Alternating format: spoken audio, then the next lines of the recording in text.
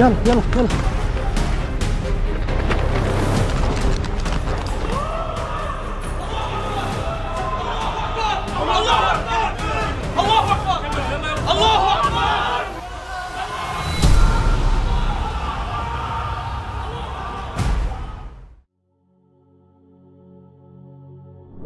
Qo'limizda ikki surat bor. Biri 2013-yilda olingan. Odamlarni aldab, o'lim chohiga tushirgan zobitning surati. Ikkinchisi esa shu kunlarda olingan. Buni qarang. Oradan 13 yil o'tib, bizga tanish zobit burni qonagan, qo'llari kishanlangan holda mashinada o'tiribdi. Kechagi sher bugun mushukchaga aylanib qolgandek go'yo. Zulm qancha yugurmasin, adolat quvib yetadi deganlari shu bo'lsa kerak. Qahramonimizning ko'zlarida esa bir paytlari uning qurbonlarida sezilgan qo'rquv bor. Bu laqabi Tadamun jallodi bo'lgan Amjad Yusuf. U 1986-yilda Hama viloyatining bir chekkasidagi Nab at-Tayyib qishlog'ida rejimga sodiq alaviylar oilasida tug'ildi. Amjadning otasi ham Asadlar oilasini himoya qiluvchi qo'shin safida xizmat qilgan. Ota izidan ketgan Amjad 2004-yilda Damashqdagi Maysalun harbiy bilim yurtiga o'qishga kiradi. Shu bilan uning davlat xavfsizligi xizmatidagi faoliyati boshlanadi. Tadamun jallodining o'zi bu haqda shunday deydi.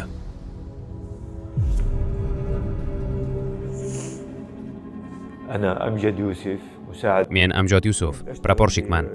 Harbiy razvedkada hududiy bo'lim 127-filialda ishlaganman.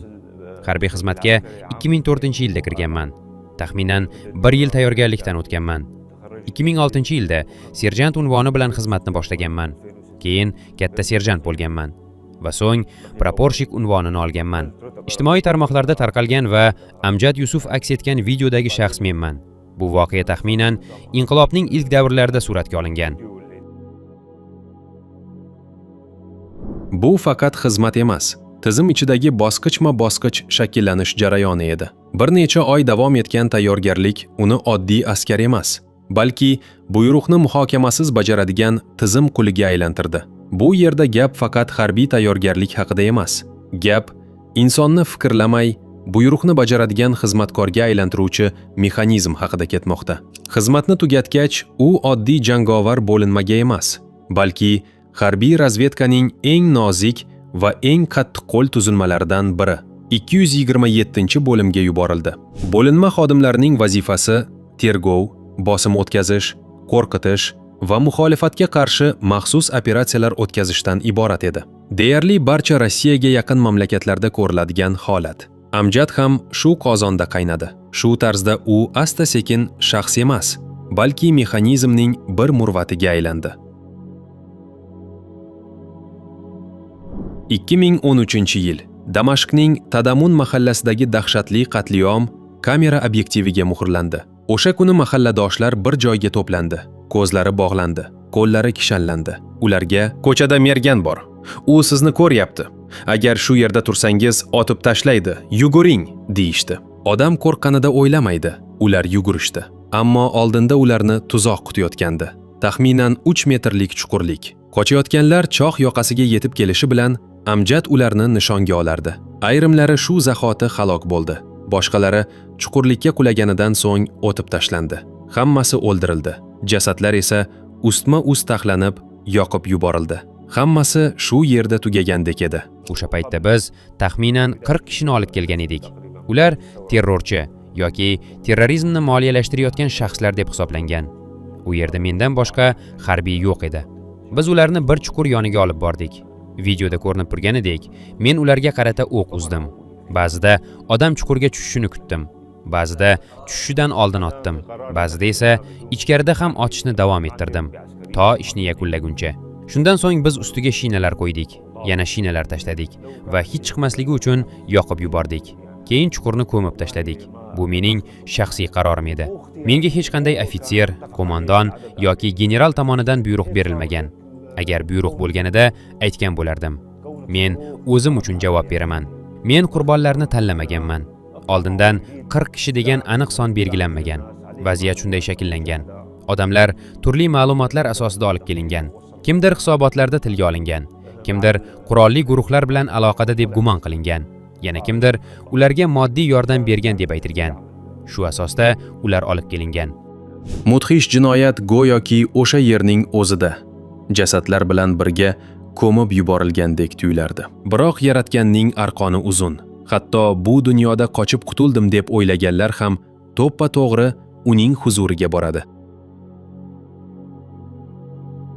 Suriyadagi rejim jinoyatlari haqida ma'lumot olgan yevropalik ikki tadqiqotchi ushbu qotillikni jiddiy o'rgandi. Olib borilgan tahlillar natijasida Tadamun mahallasidagi qatliam Suriya harbiy razvedkasining 227-bo'limi tomonidan amalga oshirilgani aniqlandi. Video materialda bir shaxsning yuzi aniq ko'rinardi. U bizga tanish josus Amjad Yusuf edi. Tadqiqotchilar u bilan bog'lanishda ayyorona usuldan foydalanishdi. Anna ismli alaviy ayol nomida soxta profil yaratilib, Amjad bilan aloqa o'rnatildi. O'zini rejim tarafdori qilib ko'rsatgan tadqiqotchi jallodni gapirtirishga muvaffaq bo'ldi. Natijada Amjad nafaqat videodagi qatlda ishtirok etganini, balki boshqa qotilliklarni ham tan oldi. Ma'lum bo'lishicha, tasvirlardagi rejim qirg'inlarining faqat bittasi xolos. Shu joyning o'zida 12 ta alohida jinoyat sodir etilgan. Yuzlab tinch aholi, ayollar, bolalar va qariyalar o'ldirilgan.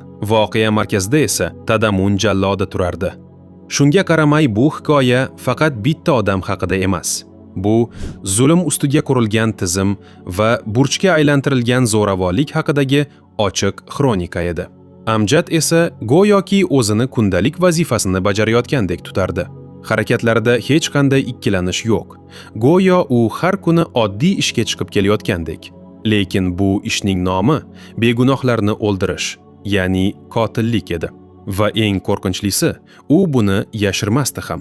Anna bilan suhbatda qotillik jarayonlarini detallarigacha eslagan Amjad faqat bitta joyda to'xtaydi. U qancha odam o'ldirganini aniq bilmasdi. 10 tami, 100 tami? Shu bilan birga u suhbat davomida qurbonlarni terrorchi, vatan xoini deb atashni ham unutmadi. Bu so'zlar ortida esa tanish sxema turardi. Begunohlarga qora tamg'a yopishtir va qirg'inni tozalashga aylantir.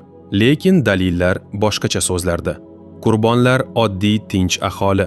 Ular jang maydonida emas, uchar to'siqlar deb ataladigan nazorat punktlarida qo'lga olingan. Amjadning qancha odam o'ldirganini bilmasligi, raqamlar o'z ahamiyatini yo'qotganini va bu qilmishi uni zarracha bo'lsa-da qiynamasligini anglatardi. Bu yerda murakkab omillar to'qnashgan.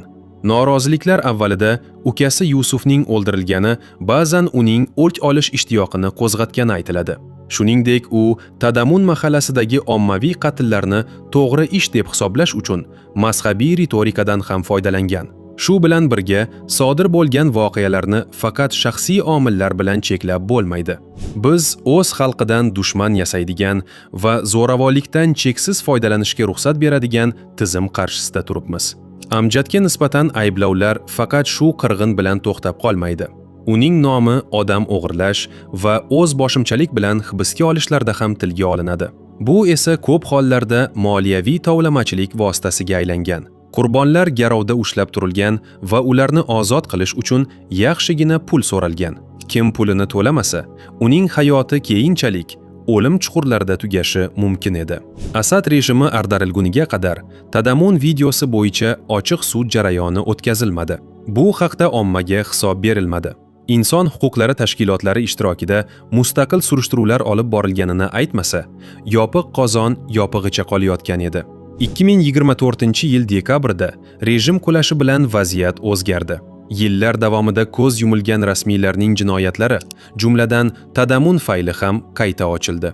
Bu safar video faqat dahshatli dalil emas, balki rasman tergov qilinayotgan jinoyat ishiga aylandi.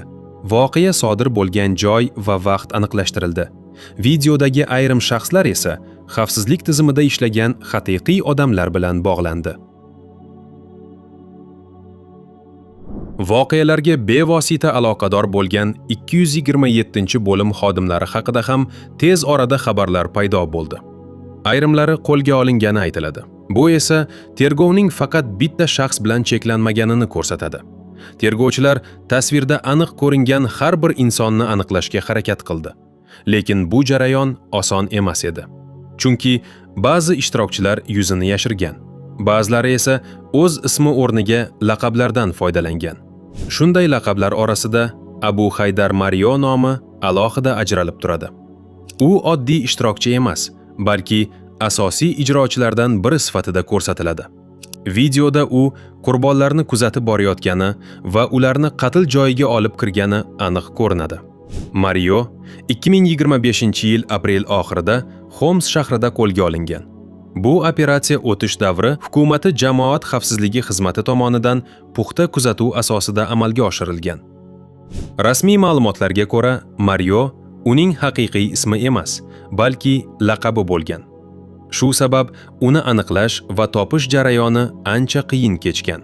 Marioga 500 ga yaqin tinch aholini o'ldirish va boshqa og'ir jinoyatlar, jumladan ayollarni zo'rlash kabi ayblovlar qo'yilgan. Suriya musulmonlari qatlida bosh ijrochilardan biri bo'lgan Amjadning qo'lga olinishi esa biroz uzoqqa cho'zildi. Kimdir uni o'lgan dedi.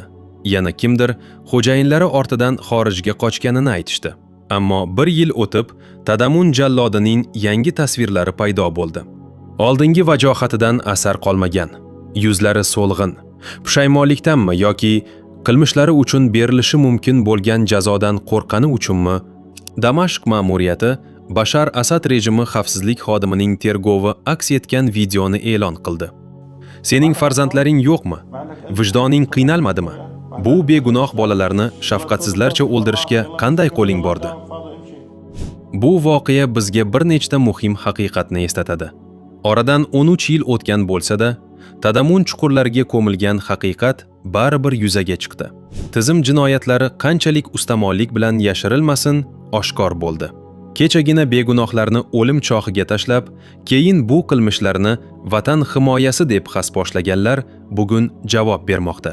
Zulm qanchalik tez chopmasin, adolat uni baribir quvib yetadi. Bugun musulmon davlatlarda o'rnatilgan xoin va zolim rejimlarga xizmat qilayotganlar ham ko'zlarini ochishi kerak. Zero mustabid tuzumlar o'z jallodlaridan foydalanib bo'lgach, ularni tarix axlatxonasiga uloqtirishi yana bir bor isbotlandi.